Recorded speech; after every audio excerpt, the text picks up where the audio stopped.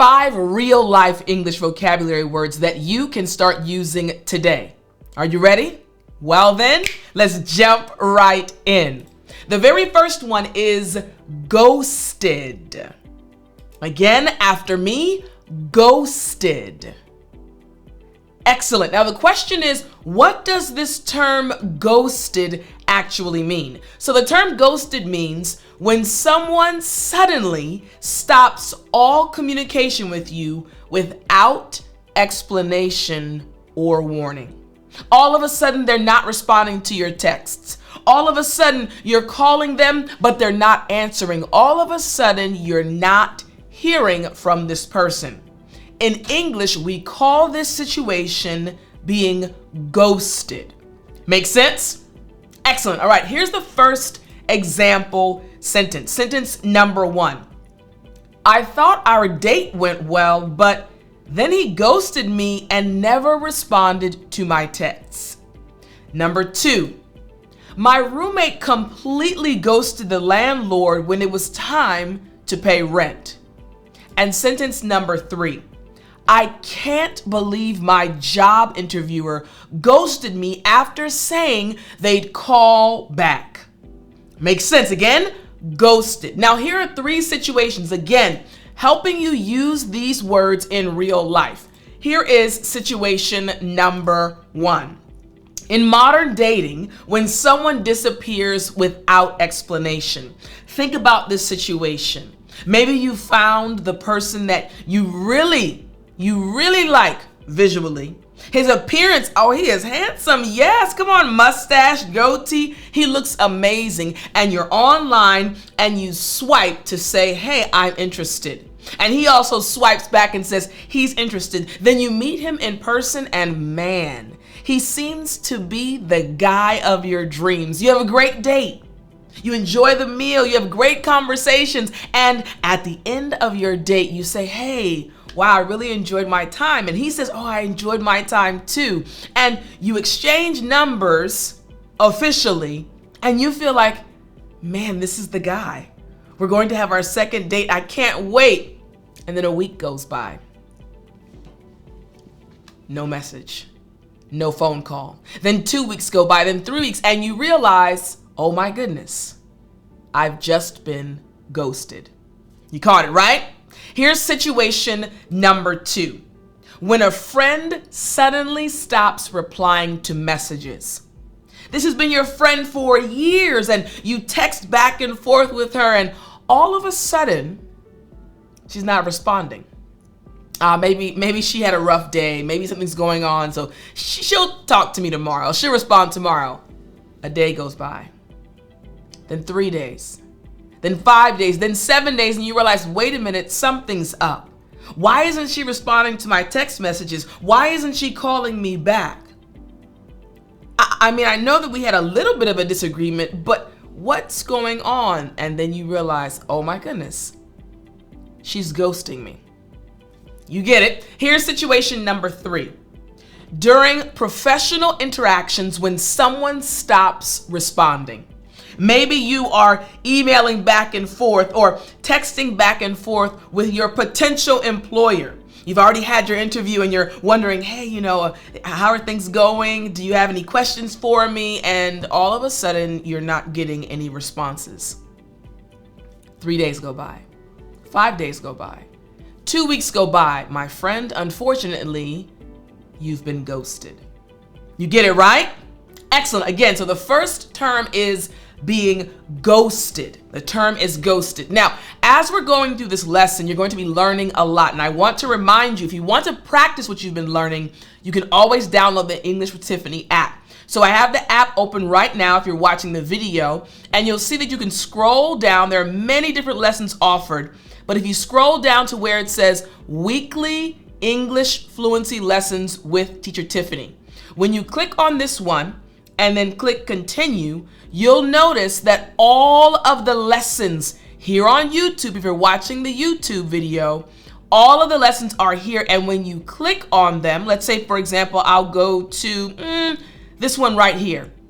You'll see that you can review everything that you learned. You can practice with flashcards. You can practice in many different ways. So again, don't forget to download the English with Tiffani app, and you can practice everything that you're learning in this lesson. All right, here is word number 2. Word number 2 is chill. Once again, after me, chill. Excellent. All right, what does this term chill actually mean? The term chill just means relaxed, easygoing, or laid back. It can also be used as a verb meaning to relax. I'm just chilling, just relaxing. Everything's good, I'm just chilling. In English, we say chill. Here's the first example sentence to help you understand how to use this term. My new boss is really chill about flexible working hours. He's really easygoing, really laid back. It doesn't really bother him. Sentence number 2. Let's just chill at home tonight instead of going out. Let's just, relax and take it easy instead of going out. And sentence number 3. Don't stress out about it so much. Just chill, just relax. Makes sense, right? Excellent. All right. Now here are 3 situations. Situation number 1 in which you can use this term. Describing someone who doesn't get easily upset or stressed. Man, I have a friend, and this friend, no matter what happens, he's just really chill. He doesn't get upset. He doesn't get mad. He doesn't raise his voice. He's just chill. So again, if you have a friend, if you know someone who no matter what happens, they never get upset, they never get stressed, they never get mad, you can say that person is very chill. All right? Here's situation number 2. Suggesting a relaxed activity with friends. Hey guys, I want to hang out, but I've been tired the last few days. So can we just do something chill? Like, can we just kind of relax? Maybe not playing a sport, maybe not going bowling, maybe not skating, but hey, can we just kind of chill? Like, come over the crib, come over the house and just kind of relax? Here's the third situation. Telling someone to calm down in a casual way. Now, this is very interesting. Remember, chill means to relax, to be easygoing. So if someone is doing a lot, they're doing too much and you want them to calm down, you can say, hey, just chill. Just relax. It's okay. Just chill. Make sense? Excellent. So again, number 2 is chill. Number 3 now is packed. Again, after me, packed. Excellent. Now, what does this term packed actually mean? So the term packed just means extremely crowded or full of people, or in other words, very busy. Lots of people. There are lots of things going on. In English, we say packed. Here's the first example sentence. Sentence number 1. The restaurant was completely packed, so we had to wait an hour for a table. There were so many people, we couldn't get in. We had to wait an hour for a table. Sentence number 2. My schedule is packed this week. I don't have a single free evening. My schedule is full. I have so many things going on. I don't have a single free evening. And sentence number 3. The concert venue was so packed that you could barely move. There were so many people there. Again, remember, this term packed, what does it mean? Lots of people or very full. So let me give you 3 situations in which you can use this term. Situation number 1, describing popular venues during peak times. During the times when many people go to this location. For example, let's say you're speaking about an amusement park. Now, amusement parks are where families go, kids go, adults go as well to have a good time. When do people have time to do this? Normally in the summer. The kids are out of school. So hey, listen, amusement parks are packed during the summer. Disney World is packed during the summer. Why? Kids are out of school. Parents are taking their kids for vacation to Disney World or to amusement parks. Packed. Lots of people. Situation number 2. Talking about a busy calendar or schedule. Hey, I want to meet, I want to hang out, but man, life has been quite busy for me these days. I have to work long hours, even on the weekends. I'm working, I'm looking at my calendar, and man, I don't have a free day. My schedule is packed. Make sense? Yes, you're so smart. And here is situation number 3. Warning friends about crowded public transportation. Hey guys, I know we're going on this trip and I know we have to take the bus, but just keep in mind the bus that we'll be taking, it's going to be packed. There are going to be lots of people because of the time that we're leaving. We're leaving at rush hour. It's going to be about 8 in the morning and people are trying to get to work, so the bus is going to be packed. Makes sense, right? When you're speaking about public transportation that is usually or normally crowded. In English, we say packed. You got it? Yes, excellent. All right, now let's go to number 4. Number 4 is legit. Again, after me, legit. Excellent. Now the question is, what does this term legit actually mean? So legit just means legitimate. It's the shortened form of the word legitimate, and it means genuine, authentic, or actually good or impressive.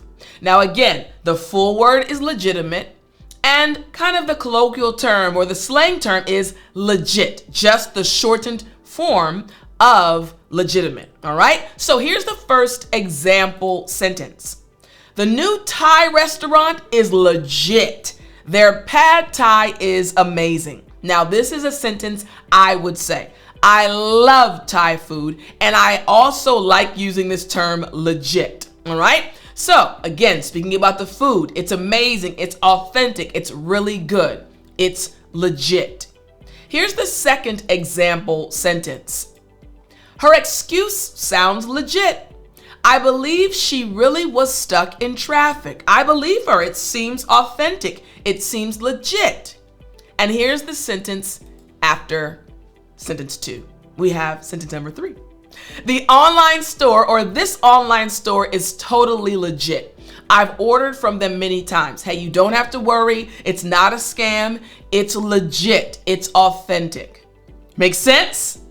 Excellent. All right. So let me tell you the situations in which you can use this term. Situation number 1, vouching for the quality of a business or service. You have a friend and that friend is trying to find a certain establishment. For example, as a woman, as an African American woman, I am always trying to think of good hairstyles, right? As a woman in general. But I'm bringing this up because what will happen is, for example, I have these braids if you're watching the video, right? And what will happen is I'll start looking for someone to do my braids. What do I do first though? I'll ask a friend, hey, do you know anyone who is really good at putting braids in? Do you know a good hairstylist? Do you know a good, I'm asking my family and friends. And the woman I went to was actually amazing. I asked a friend, I asked a family member, and my family member said, oh, she's legit. She's good. Again, asking someone about the quality of a service or a business. Situation number 2, confirming that something is authentic or truthful. Hey, you know, I read something online and I saw that it looked kind of true, but I'm not sure. Do you know if this is legit or not? You see what's happening, right? Hey, I heard the English with Tiffani app is good, but I'm not sure. Is it legit? Yes. All right, here's situation number 3. Expressing genuine approval of something. Let's say, for example, someone does something that helps you out, or does something that helps someone else out, or they finish a project and they bring it to you and they want to know your thoughts, and you say, you know what, hey, this right here is legit. You're letting them know, hey, this is really good. I can tell this is authentic. This is genuine. This is amazing. This is legit. You're expressing your approval. Make sense? Excellent. All right. Now we have number 5. Number 5 is bail. Again, after me, bail. Excellent. All right. Now, what does this term bail actually mean? It means to leave suddenly or abandon plans, or to cancel at the last minute. You made a plan with a friend or a family member, and at the last minute, you said, oh, I can't go. You just bailed. Here's the first example sentence. Sentence number 1. If the party gets boring, we can just bail and go somewhere else. We can leave suddenly. We can abandon our current plans and go somewhere else. Sentence number 2. My ride bailed on me, so I had to take an Uber home. My ride canceled at the last minute, so I had to take an Uber home. And sentence number 3. Don't bail on me again. I already made reservations. Hey, don't abandon the plan. Don't leave unexpectedly. I already made the reservations. Make sense? Excellent. All right. Now, here are 3 situations in which you can use this term. Situation number 1. When someone cancels plans unexpectedly. Again, think about this. You are going to hang out with your friends. You've planned everything. You have the restaurant, where you're going, the time you're going to meet, and you're excited. And then all of a sudden, your friend messages you, hey, so sorry, I'm not going to be able to make it. Your friend just bailed on you. Makes sense, right? All right, here's situation number 2. Deciding to leave an event early. You went to an event with some friends, but the event, it's not really going the way you thought it was going to go, and maybe you're bored, or maybe something else comes up. So you have to leave unexpectedly. You have to bail. You got it? Yes. All right. And situation number 3. When someone fails to fulfill a commitment. Think about it. Someone has committed to helping you. Maybe you are in charge of an event and you've asked 3 of your friends, hey, can you guys help me? I really need help organizing some things. And they say, yes, we'll definitely be there. Friend 1, Mark, he's on time. Friend 2, Samantha, she's on time. Friend 3, Barbara, all of a sudden, hey, I'm sorry, I'm not going to be able to be there. She bailed on you. You got it? Excellent. All right, so these 5 terms will help you sound more like a native English speaker.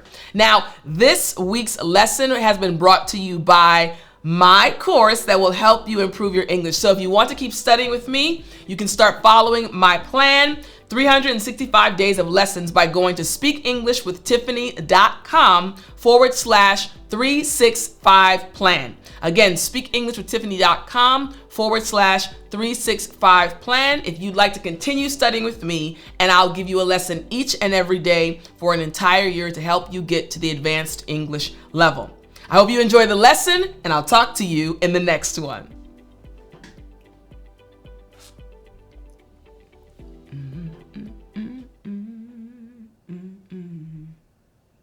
You still there? You know what time it is. It's story time. Hey, hey, hey. I said it's story time. All right. So I was thinking about which story to tell you today, and I decided to tell you about my mother's 70th birthday celebration. So my mother is an amazing woman. She loves me, she loves my sister, she loves my dad. She just does a lot for us. And so we decided to give her a birthday party, a birthday celebration.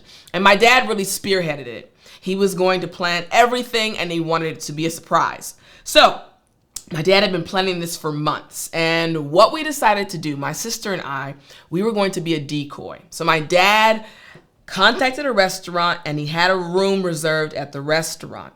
Now, this was going to be in the evening. So he needed my sister and I to basically take my mom away for the entire first portion of the day so that he could get everything to the restaurant, making sure everyone got there and arrived on time. So my sister, my eldest sister, she said, hey, mommy, we're not going to be with you on your birthday. So this is how we set it up. Actually, my parents, on my mom's actual 70th birthday, the date of her birthday, my mom and my dad were going to be away. So my sister said, hey, mommy, you know, Tiff and I, we want to take you out for your birthday since you're going to be gone on your actual birthday. We want to do something special with you. But she didn't tell her what we were going to do. So my mom felt like this was a surprise. Decoy. So we picked her up on the Sunday morning. She still didn't know where we were going.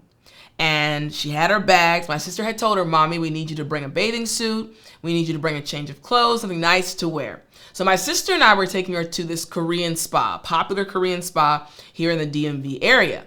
But she didn't know it. My mom loves going to the sauna. She loves spas. She loves this type of thing, right? So I picked her up, and it was about an hour and a half away. So we're driving, still doesn't know where we're going. So we're driving, and we get there. And as soon as we pull up and she sees where we are, she just squealed. She's like, oh, we're at the spa. So in my head, I said, oh, we got her. She has no clue what's coming in the evening. Now, my dad had invited about 50 to 60 people. She had no clue. Now, again, for the evening, for the restaurant. So we get to the spa. Again, my mom, my sister, and I, we get to the spa.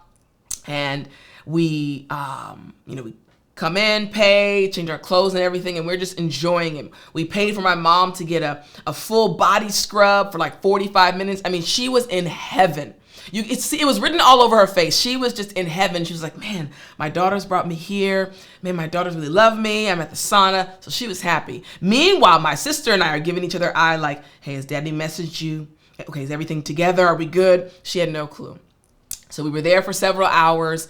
And then we said, okay, mommy, it's time to go. You know, we're going to take you out to eat. And she's like, oh, wow, thank you guys so much. Super excited. So we go back to the area where we can change our clothes, take showers and everything. And again, several hours have passed. And my sister is texting my dad and everything to make sure they are good. So we're driving to the restaurant. We get to the restaurant. And when we pull up, my dad's car is at the front, my friend's cars. But my mom isn't thinking about anything because she thinks, oh, this is my day with my daughters. So praise God, she didn't recognize my dad's car, even though it was right at the front door. So we walk into the restaurant, and my sister's walking us back to the room. My mom is, again, she's just following along. She's just happy that we've been able to spend time together. And my sister opens the door, and my dad is standing there with the biggest smile on his face. I love my parents so much. And watching them as a couple, listen, they are my ideal. My dad has the biggest grin on his face. And my mom walks in the room. Now, the room is filled with people that love her family members, church family, friends. Everyone's in there, and they're like, surprise! And she looks at my dad, who's just cheesing and like kind of like dancing and stuff, saying happy birthday. She then looks at my sister, she looks at me, and then she just burst into tears. She didn't say a word. She was so surprised. She had no idea. She was like, wait, she was trying to process. She said, wait a minute. So the whole day I was with you all? We were like, yeah, the whole day was a decoy. It was so nice to see the joy on my mother's face. She has done so much for me throughout my entire life. So much for my sister. She is the best mom ever. And so we were so happy to celebrate her. She enjoyed spending time with her daughters all day. And then it was wrapped up. The icing on the cake was the surprise party in the evening at the restaurant. Mommy, if you're watching this, I love you. And for you, my friend watching this, learning English, I want to tell you, let your mother know how much you love her. I'll talk to you in the next lesson.